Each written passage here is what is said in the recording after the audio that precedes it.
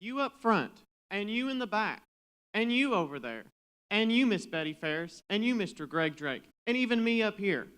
What do we all have in common?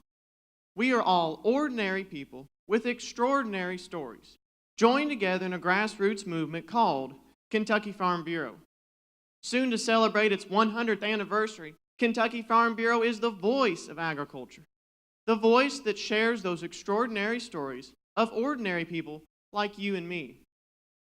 Have you ever seen the Kentucky Farm Bureau show, Bluegrass and Backroads? From Duncan Hines to young Kentucky Farm Bureau families, this Kentucky Farm Bureau highlights those extraordinary stories of ordinary people. Today I'd like to share with you how Kentucky Farm Bureau supports those extraordinary stories of ordinary people. Ordinary people like me, a 17-year-old from Butler County, a county whose biggest economic impact is agriculture, a senior in high school, really not that much different from anyone else. But with the support of Kentucky Farm Bureau, I've had a lot of extraordinary things happen in my life.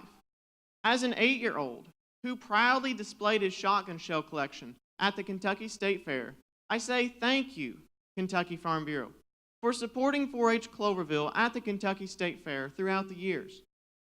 To a 17-year-old who proudly serves on the Kentucky 4-H State Teen Council and just came back from the National 4-H Congress, I say thank you, Kentucky Farm Bureau, for supporting 4-H leadership programs throughout the state.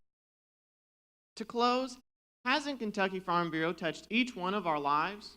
From the women's programs to agricultural policy, Kentucky Farm Bureau is big on commitment.